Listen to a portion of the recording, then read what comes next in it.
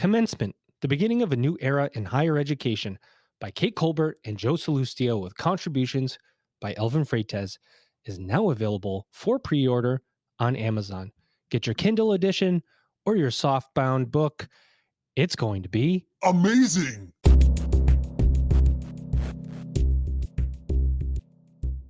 Welcome back, everybody. It's your time to EdUp here on the EdUp Experience podcast, where we make education your business. We've done that over 500 times. I'm going to keep saying that because I'm so happy that we're able to do this. And I downloaded a new sound effect for today. I'm going to hit it for all of you. Welcome to tonight's program. I don't know why I like that button so much, but I do. And I've been hitting it over and over again to myself, just trying to time things right. Like, oh, what if I hit this when my guest co-host comes on? Or anyway, I just hit it randomly. So you all know that I do work on making you try to have fun here as you listen to higher ed podcasts that, unless you're a higher ed junkie, can be extremely boring. Let's just be honest.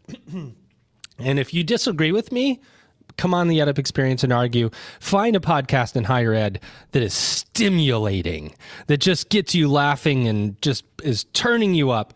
I don't know if they exist out there. If you do want to listen to other higher ed podcasts, and this, of course, is not directed toward any podcast in the higher ed, in the EdUp Experience network.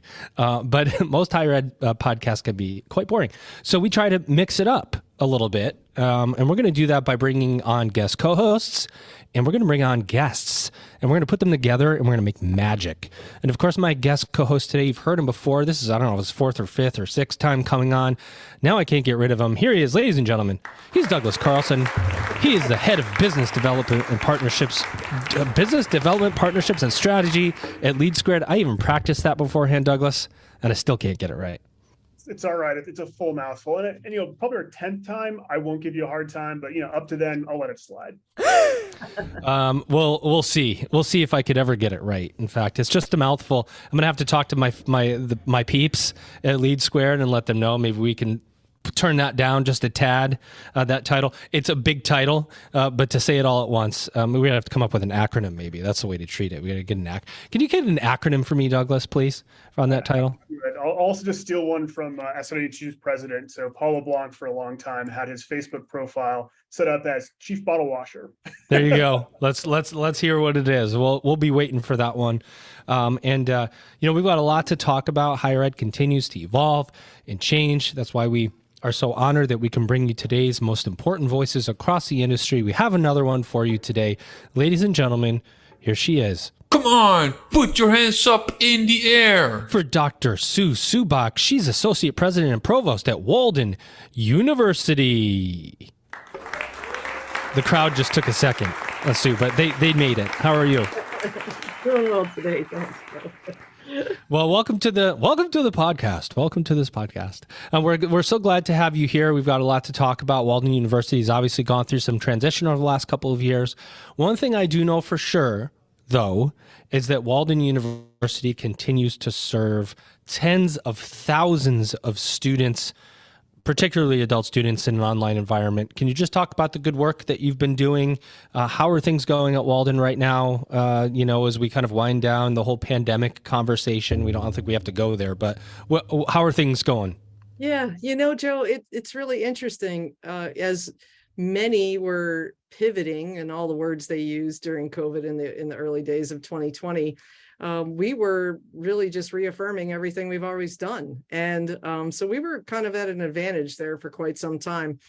I do think that as we hopefully are moving out of this pandemic, one thing that has become apparent is that more people are aware of what happens in online education. They have their own formed maybe from a 6th grade teacher or a 2nd grade teacher and what online education means. And so I think that's kind of an opportunity and a challenge all at once for us. People have a different idea. We can use that, to help us advance what we're doing. But also I think that, we have a lot to explain to people about full-time, forever having been teaching online versus what we call emergency remote teaching, and the difference between the two, because they're not the same. Nailed it. Do you think people understand the difference? I mean, we've talked about it on this podcast before, right? One of the, I can't remember who it was. It's been too many episodes. emergency remote response learning. It was like a whole thing, emergency response. It would, versus true pedagogical online learning. Do you think that out there now, as more schools are bringing on online learning, or whatever their definition might be of it, do you think there's a good understanding of true designed online learning versus, well, let's just take, let's move this course online. Let's offer it online. I mean, there's a big difference. Yeah. Well, I do think, Joe, resources, especially in the K-12 space, everything comes down to resources, and you're going to do the best you can with the resources that you have. And, it was funny. I worked at a community college before I came to Walden, and H1N1, was, get your plans, do all your, and actually, as it turned out for that community college, it was a good thing we had, because the plan was there. It was a pretty good one. We had taken the time, back in those days, to have people understand basic online pedagogy. Everyone was required to put a syllabus, post certain things every term, that whole interim space between H1N1 and COVID-19. And all of that coughing and things going on. And I think it benefited them. But I do think we're at a phase where everybody wants to get past COVID. They want to move on, go back to the way things were. It was comfortable. And I think it's going to be easy for institutions and organizations to forget and slide right back. And if you don't devote the resources, now's the time to get ready for the next one. You have all these lessons, but you got to devote the resources to doing it. And I don't know that everyone's in the headspace to do it, and in the space of having the resources to do it. So I hope people do. But I think you're going to see it, a range of politics and a range of resources. Yeah, I don't know what you're talking. When you say a range of politics and a range of resources, you can apply that to anything, right? I love it, but it's true for higher ed too. Range of politics, range of resources. It's amazing sometimes how politically charged higher education can be. And Douglas, we'll pass it over to you. Yeah. And Sue, I think you touched on a bunch of really good points. And I'm almost wondering, even on like a more simplistic level, do you think traditional higher education institutions understand the difference between a purpose-built online experience that Walden offers and, frankly, like a Zoom classroom, almost like we're set up now? Like, do you think they really get that there needs to be a transition, or is there still a learning curve there? I think, I've been doing this for 20 years now, of moving systems online, moving people online, et cetera. And, I think the trick is you have to let everyone go through the process. Like, if you tell them, they don't believe you. But if you let them see it, and in some ways, the pandemic let everyone see it really, really fast, and see what happens when you try to just put that thing online. And what the heck is going on? Right. In some ways, maybe they will accelerate their own way through that, but there's no way to tell people. I just don't think so. You have to experience it for yourself. Yeah, and it's okay. Like it doesn't have to be perfect out of the gate. I think, when you let people do what they're comfortable with and see what the outcome of it is, at least then you're building buy-in, and they're going to want to get better. If you force it on people and you try to push too hard, then it's just like teenagers, they resist. Fair enough. What do you do with, Sue, one of the things that I have thought a lot about, because schools in general, when you said it, go back to the way things were. And there is a natural like elasticity that's built into us as humans, where we run to comfort. We do, right? I mean, I'm psychoanalyzing, but I mean, there's got to be something around that. Like, right, when you become uncomfortable, you immediately move to comfort. And we talk about it's okay being uncomfortable, or you want to remain somewhat uncomfortable because that's what facilitates change. But we do want to do what's comfortable, what we know. What about for online institutions like Walden, who were ready for a pandemic, so to speak, engineered for it almost in certain ways? Mm-hmm. What came out of it that was advanced that you have to continue, to where you don't just go back and go, oh, we're running non-standard term online learning, we're fine, we're just going to keep rolling on? Like, what's that next advancement for online institutions? Yeah, I think a couple things. One is, I think we've avoided synchronous experiences. And, we have worldwide students. Everybody couldn't be in the same place at one time. I think there are systems and ways to go about it with flexible approaches that could reach everyone. And I think that the other thing that happened through the pandemic, we learned, is that people crave human contact. Like, the one good thing about emergency remote teaching was this platform where you could get on Zoom and you could see another human being where you might be trapped in your house. And I think that learning online has become a bit of an isolated experience, just the evolution of the technology. I mean, when online learning institutions like Capella and Walden and others were growing, the technology just wasn't there. And so I think we have to challenge ourselves now to say, let's put the human beings and the faces and the relational aspect back at the forefront of online education too. That's it. That's interesting, Douglas. Before you go, and then you could take as many questions as you want. I think financially too, right? Because you think about, I have this shell. I could put 100 students in this shell. I'm going to make a great margin in it, and the students are going along at their own pace. I don't have to offer anything that's synchronous. They're just moving them along, and I'm going to wrap a bunch of services around the student. That's what, in the past, if you had looked at online learning, there are schools that did that. University, they just grew so exponentially, it was unbelievable. And it's almost that whole elasticity thing that I was just talking about, where you go back to this human interaction point and you go, well, wait a minute, the pandemic took us so far away from people that we remember how much we like people.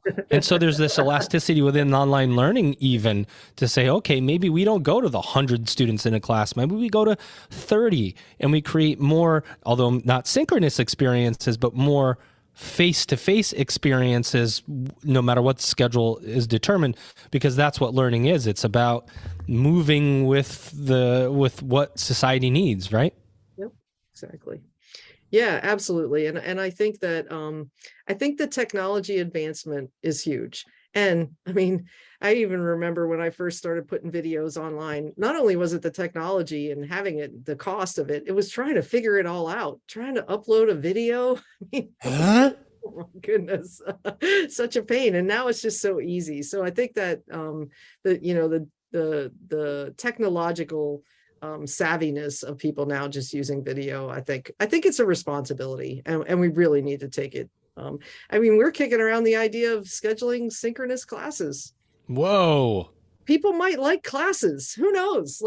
But you don't know if you don't try and see what happens, Oh, I love that. And actually I think that almost partially answers one of my questions, but I'm really curious. Walden's celebrating its 50th year. So congratulations. It's super exciting. And I'm wondering through that arc, what has dramatically changed, or maybe even your tenure, and what has intentionally not changed? What is still core Walden that should and will not change? Well, so our admissions policies are not likely to change. We believe in access, broad access, not open admissions. We want you to come in having a chance of success, but if you have demonstrated, through other education or in the workplace that you have what it takes to accomplish one of our degrees, you're going to become a member of the Walden community. And access is never going to change for us. And we pride ourselves in that. What I do think we've had to, really think about a lot in these last 7 years, I've been around, 8 years now, last 8 years that I've been here, is how do we make sure that with that access, we are really taking what we've learned in 50 years and applying it in ways that is going to give students the best chance to succeed in our curriculum and succeed when they leave.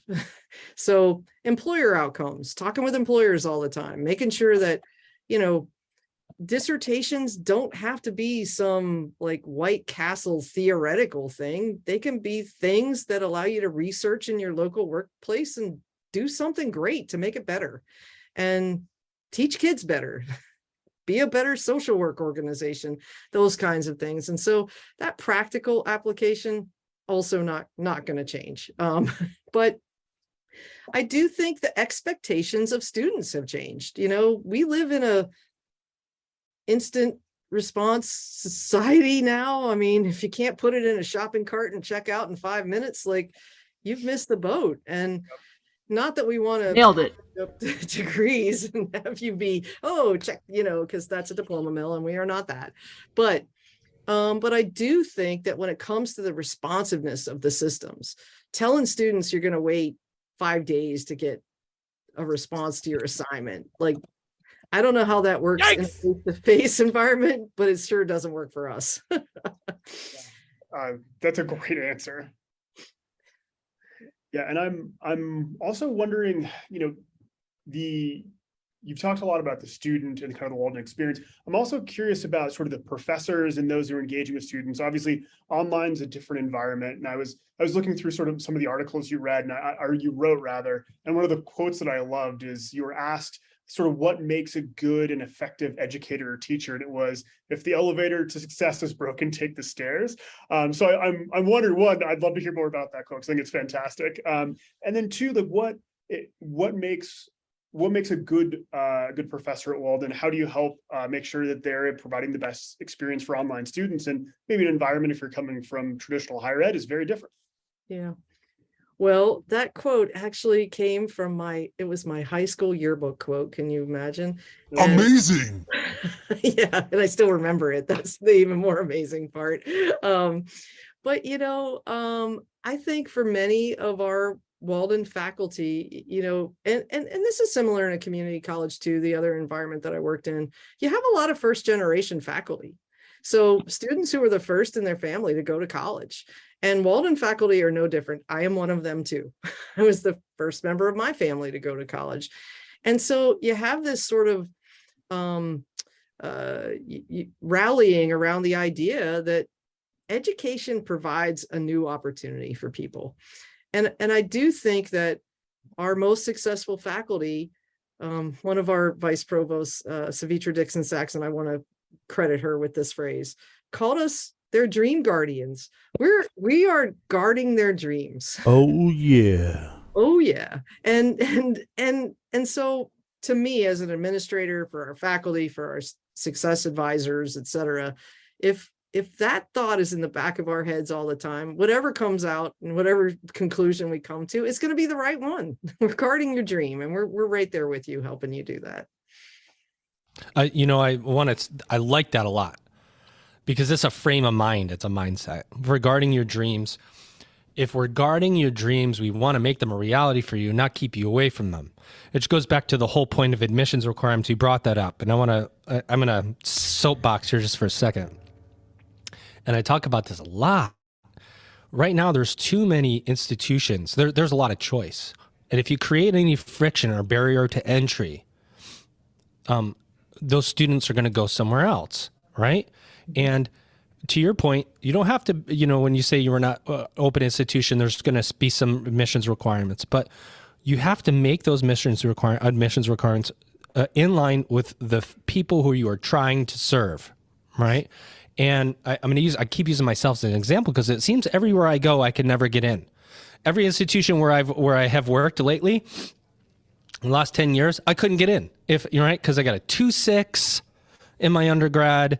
I found beer, and I found every reason why I shouldn't attend class. I remember I went to my microeconomics class 4 times in the semester, got a B.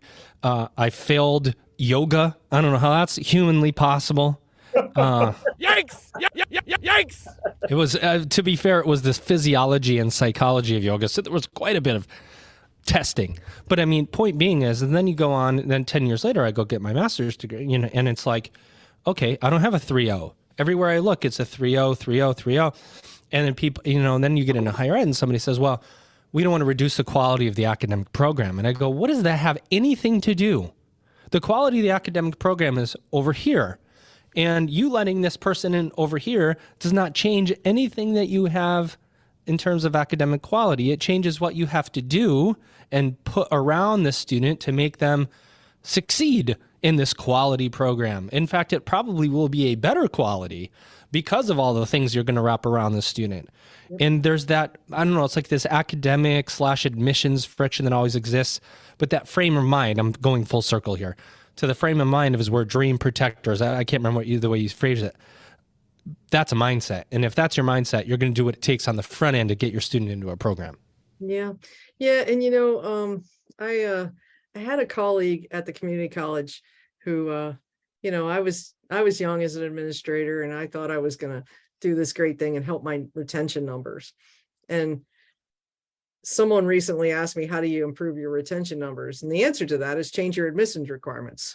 It always is. Take only the students are going to retain and have the money and have the time and all of those things. Yeah, except only the students who have a 3.9 or above in the EFC, Right. And then you'll have great retention and everyone will graduate and you can pat yourself on the back. But that's contrary to our mission. So we're not doing that. But in this instance, what I had thought to do was, rather than fully admit students who maybe weren't proficient in math and reading, to have them take a continuing education experience and enroll that way, which I thought was helpful. And his story was one where he was that student. He was that student who didn't have the math and didn't have the reading. He's a president of a college now.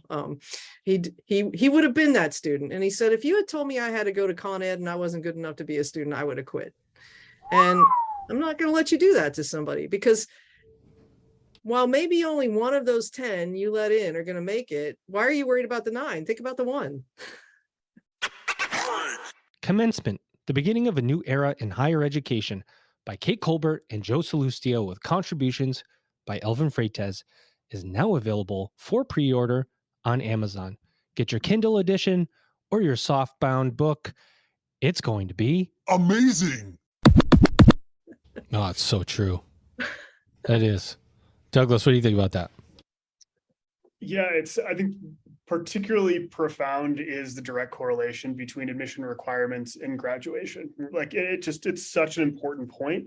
And there's all sorts of different books you can kind of look at and point to, but one of the really interesting things, and I'm coming from business background, obviously, or I mean obviously, but a big business background, is education is one of the few industries where you do not get to control your inputs. Like if you're a good institution, who shows up at your door, shows up where they are. And maybe that tons of resources and maybe not.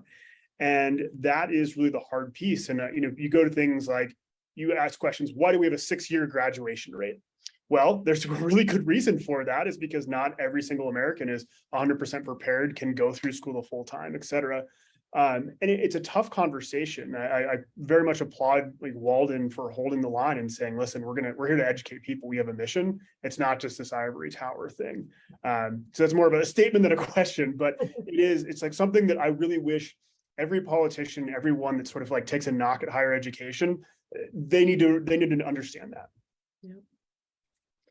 Yeah, and we feel that what you're saying there, the knocks, that can be a difficult part of my week, because it is popular in politics to push on higher education these days. I mean, I read that book a few years ago, The Death of Expertise, and how eye-opening that was. I mean, we're living that right now, and we've been living it for about 5 years, and so higher education getting pounded on.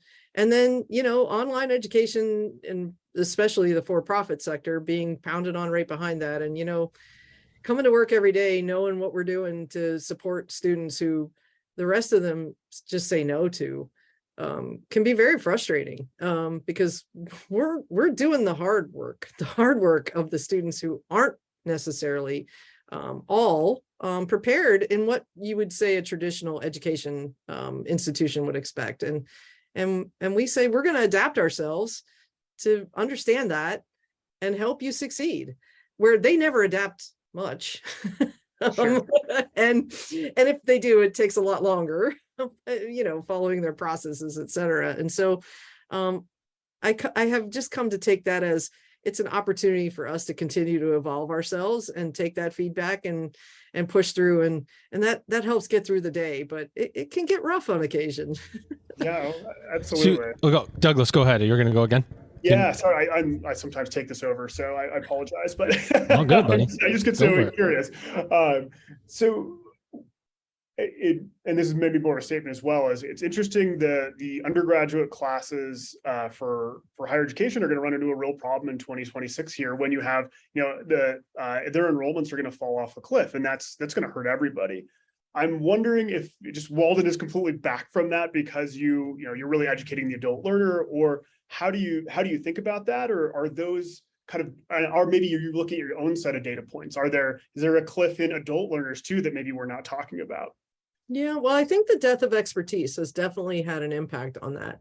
The overall narrative about higher education today is not what it once was, as, living the American dream. You do it through education, right? And I think there is a counter narrative to that right now, which poses some challenges. And so I think as a society, we need to remind people what education, does for the civics of the nation in one aspect, but also just, to be sure that we're continuing to be innovative and in everything that we do. We're only going to need more of that in the future. And if that narrative continues, that is a dangerous trail for our country. And so I think number one, we have to combat that. But secondarily, I do think that Walden, it began as a doctoral institution. Our first programs were all doctoral programs, and eventually we added master's programs. And then really not that long ago, only 12 years, I believe, we started our first undergrad program. And what strikes me as an opportunity for us and for society is that this is where people's lives get changed. That undergraduate, the doctoral degree is an icing on a cake often. And it's fabulous. We need more, definitely. We need more representation from underrepresented communities and marginalized communities in the doctoral areas. But bachelor's degrees are life-changing. And our bachelor's enrollments have not, that hasn't been our focus in past years. But when we think about the future of changing people's lives and our mission of social change, I believe we have to refocus ourselves on undergrad, because the economics it opens up for individuals and their families and communities, it's just amazing. I think that was my cue to go in, because I heard the silence. Keep going, but Joe, you're back. By the way, you ended that last sentence with amazing, which is this button. Amazing. And I was like furiously looking for it, and I couldn't find it, which is why the silence happened. It was a whole thing on my side. Nothing to do with you. You're great. All this is really interesting to me. And if I'm not mistaken, and you're going to correct me, I think Walden graduates more African-American PhDs than any university in the country. Is that correct? Yes, and there, all of the disclaimers, et cetera, that go along with that, with the IPEDS data and right. Years of all that. But whether we're number one or number two in any specific year, we're there at the top every year, and we're very proud of that. I do think we can do better. Like most of the more broad admissions institutions, it can be a long road for folks to get there, and our graduation rates are not where I want them to be. So we continue to push on that every single day, because I want to be undisputed number one every single year. I love it. Me too, by the way. But that's important too, because when you take, it goes back to this mindset thing. If you're going to take more risks on students, and you have to believe that the students are worth the risk, you're going to have riskier students, which means you're taking a chance that they have the grit and that they have the situation and that nothing happens to disrupt them. And when you take that risk on the front end, knowing that this student is riskier and something happens to them while in school, like life, put anything in that category, like a car accident or, have a kid or, have somebody break into their house. I'm using all these examples because they are true. They sound terrible, but they're true, except for having the baby. That's great. But you get the point. Like life happens, and then somebody goes, you know what? I just can't. I can't right now. Now, we saw that happen more than ever in the community college area, especially with the pandemic, and everybody's realizing, okay, wait a minute. This is everybody that has life happen, and now there's more stop outs. There's more breaks. There's more... what do they call it when they take a year off? Can't remember what the gap year. Yeah. There's more of these ins and outs. Institutions that are willing to take the risk are going to net more students in the end. Now there's going to be harder graduation rates. You're going to have a harder road. You're not going to, so it's harder, and you have to have more staff sometimes, and you have better systems. But net, you're just going to have a higher population. You're going to have more tuition revenue. You're going to have more. And that's where Walden, that's why Walden has what, 50 or 60,000 students, something like that. Other institutions are saying, okay, we need more enrollment, but we're not going to focus on this type of student. I mean, I recently heard somebody say in my, I'm going to say my sphere of influence that includes, all the people I interact with here and through the EdUp experience said, well, we're used to serving our students, not those students. And I went, who the heck are you talking about? What does that mean? So the net, right? The result will be greater if you take more risk. Don't you think so? Yeah, I think that's true. And I mean, first of all, the students change over time, regardless of whether you change or not. So your students may not be your students, even That's if a good point. you think they are. That was my experience at the community college too. But I do think, one thing that is part of that risk is the length of time. Most of our students are part-time. They're Right. working at the community college. When we did studies on what were the predictors of success, it was how many hours a week did they work? If they worked 40 or more hours a week, their opportunity for success was less. We knew that. I mean, you can't. You got a job, got kids. You got a job, you got kids. And so now you stretch it out, and now you're stretching out the period of time in which something in life can happen to derail you. And so it's a compounding effect, as you're taking those risks. But I do think that,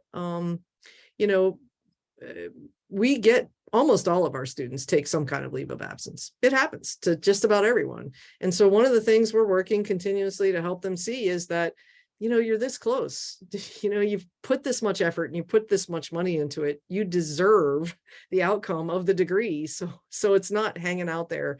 I have a program that's sitting out there for me. I was taking another doctoral program, and I got called to active duty in the Coast Guard.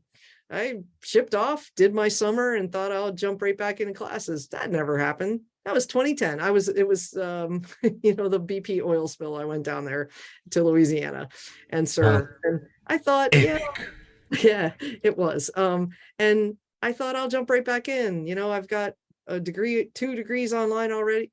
Nope, never finished. Well, it is, right? It is something. And that's why we have 39 million students that have some college no degrees, because we're serving more adult students who have more. I mean, there wouldn't be 39 million students with some college no degree if we were just counting students that are 18 to 22 years old. It wouldn't be, right? That happens to adult students because of life. But Walden's gone through significant change over the last couple of years. You've had the organization that owned Walden, Laureate Education, divested from North American operations and so on. You guys were acquired by Adtalem. I think it's Adtalem, if I'm not mistaken. How's that transition been internally with organizational change and staffing and uncertainties that come along with that process, right? There's people here that we're talking to in higher education right now that are listening that will never go through anything like this at all in the slightest bit, because they work for a public institution and that just won't be part of their life of acquisition and merger and all these types of things. How's that been on you and on staff? Yeah. Well, when I interviewed, I came from a community college. When I interviewed, one of the questions that he asked me towards the end of it was, how are you with ambiguity? I said, I'm good with ambiguity. I like ambiguity. He said, no, really, how are you with ambiguity? I'm like, I'm good. I like change. I'm always an early adopter and all that. Oh, yeah. Oh, yeah. I was coming in for it. And so I do think that unless you're really new to the online, business space, you just get used to it. It is the life. I mean, it is just constantly ambiguous, constant change. And in some ways it's great. I mean, that was the promise of community colleges, reacting to local community needs. And I think it's the promise of what we do too. We will change something like that, like changing our residency. We had a residency scheduled for like the day the nation went into a lockdown. And everyone was supposed to go to Houston to be at this doctoral residency. It took us like 3 hours to change everything. Like, group came together, said, you know what, this is stupid. We're not going to do this. And we changed. And so I don't want to underplay the amount of, organizational upheaval that an acquisition has with it. But I do think that ambiguity and change are just part of our DNA. And what I love about the new opportunity is that, with Laureate, it had a great international footprint, but as the chief academic officer working in that environment, I had no colleagues at some point within the United States to actually talk to and learn from and to get insights from. How do you deal with regulators and accreditors and how your curriculum changes and all that kind. Now I have a great group of peers that they're like my best friends, to like bounce ideas off of. And would I be crazy if I did this kind of thing? So for me, it's been like, we have a network now of people that I can ask questions to and learn from. And that has been hugely valuable. And then the thing that just excited me when I found out who, because we knew, with Laureate and all the changes that Walden was probably going to be a nice sale for them if they could make it. When we found out it was Adtalem, we're Googling them just like everybody else. And we see their commitment to social justice, and we see their sustainability report, and we see what the company is about in terms of, creating equitable healthcare outcomes and access to high quality education and educational justice. And like my group was hugely excited because this is what we're all about. And we were sort of standing alone in the Laureate network in the United States, at least in putting that out there. And now we have friends to carry that forward with, and it's pretty cool. That's what Douglas says about me. Now he's got friends, right, Douglas? Didn't have any before. Yeah. No. Over to you, Douglas, for the last one before we take it home. Yeah, well, and I'm curious about really the experience of being a provost at an online school and I think you answered part of my question, where it's like there's a good group of people you can bounce ideas off of. But what's like a day in the life? Are you using a lot of kind of the Zoom style technologies, just like a normal daily life? Do you have sort of these like on-sites where you get together? Maybe it's all the above, but I'm just really curious, like you're doing something not like truly like unique in this space, but also like pretty special.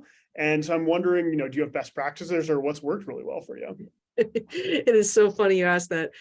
As the business teams and some of the support teams were abandoning their offices in March of 2020, the faculty were like, what's the big deal? We do this every day. This is like how we live. And the organization isn't changing. That little part of the organization is changing. But I will say, twice a year we come together for our commencements, and we bring many of our faculty together for that. And we have been missing that the last couple of years. We have not gotten back to full strength in that regard of having that in-person opportunity for us to, give each other a little lift. So gradually we're building back up to that, and that feels pretty good. Similar, we do offer some skills labs and residencies, preparing people to go to field experiences, for example, where, we want to have that in-person opportunity to do group exercises and make sure that they're ready to go out into, a site and perform the skills that they need to. And we did, adapt our technologies to do more of that synchronously through these kinds of, massive breakout rooms and all of this. And we have a great IT department who helped us manage all of that and get it going. But the day in the life for me, my wife thinks I'm crazy. I sit here on Zoom from 8 o'clock until 5:30 every day, meeting with, whoever, and creating community. I mean, we do a lot of community building events too, to be sure that we're making connections, but we've had this sort of meeting culture a long time, so people can feel connected to each other. I mean, we're all distributed, and we need that so we can make sure we're all on the same page and working together. And I actually think it's one of the best cultures I've ever been around. Nice. Love it. Well, Sue, so we ask our guests 2 questions to end every episode. Number 1, what did we not cover about Walden University you'd like to say? Anything that's going on? Maybe you're going to a conference somewhere and people want to connect with you. Anything you can think of. And number 2, and the easier one, what do you see as the future of higher education? Oh, an easy one. Well, I'll start with number 1. I am hugely excited about a book that we came together to publish recently. So we published a book on diversity, equity, and inclusion, and creating inclusive online environments.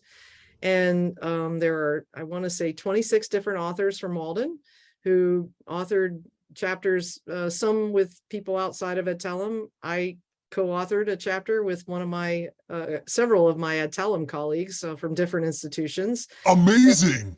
Oh yeah, we're really excited about it. And so, yes, it is big, thick, and expensive, but we're taking it into more bite-sized chunks and putting out videos to take the content and get it out there, so we can share more of it with the world, and everybody doesn't have to read an academic book to get to it. But I read the whole thing, took me a while, recently, and I just said, man, I work with a bunch of smart people.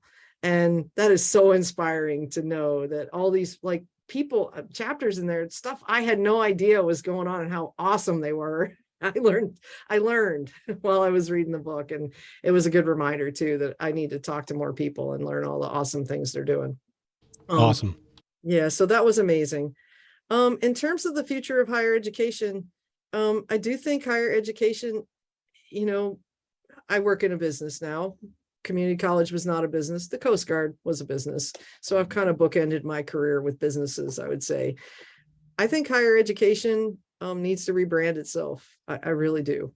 And I think that they need to take a serious marketing approach, and can't sit back and expect that this whole American dream story is going to revive itself. If they are not proactive, we are going to see the divide continue, you know, of the haves and the have-nots, and the political rhetoric doesn't get itself fixed, and we need it to be fixed. We need people who can engage in debate without moving it beyond debate into unproductive kinds of conversations, and education does that.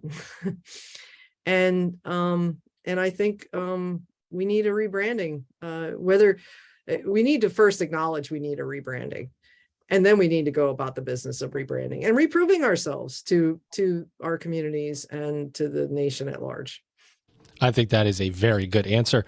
Not that I was judging, like that I judge people's answers, because everybody is really different in the way that they see the future of higher ed. But the way you said that, I feel like it resonates with me, right? Because we've talked about the value conversation so much. You know, is higher ed valuable? And some degree, some college, no degree, and college is not worth it, and college is worth it. And there's a lot of noise around anybody who's looking at college right now.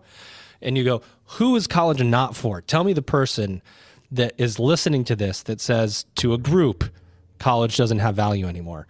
And then have that same person turn around and tell their kids not to go to college. And I want to know who that person is, because, but the fact that we're able to say it even amongst ourselves, that higher education may not have the same value, means that there is a rebranding of sorts that has to happen. I think that's a brilliant answer, Sue. I really appreciate that you said it. And of course, I know somebody else that appreciates it. And that's my guest co-host today. Here he is. He's Douglas Carlson. He's head of business development and partnerships and strategy at Lead Square. Douglas, welcome back. I'm going to have you again anytime you want. I really appreciate this. It's always a lot of fun. We get to chat with some really thoughtful people. So Sue, it's such a pleasure, and thank you for your commentary and, you know, letting us throw you know, kind of curveballs at you, and doing great. She really did. My guest today, ladies and gentlemen, she's Dr. Sue Subak, and she's the associate president and provost at Walden University. Sue, did you have a good EdUp experience today? Oh, this was awesome. I love just having a conversation about what's going on in education today. And those were some really great questions you asked. So thanks. All right, ladies and gentlemen, we appreciate Sue. We appreciate Douglas. We appreciate you. And you've just EdUp'd. Commencement, the beginning of a new era in higher education, by Kate Colbert and Joe Salustio, with contributions by Elvin Freites, is now available for pre-order on Amazon. Get your Kindle edition or your softbound book. It's going to be Amazing.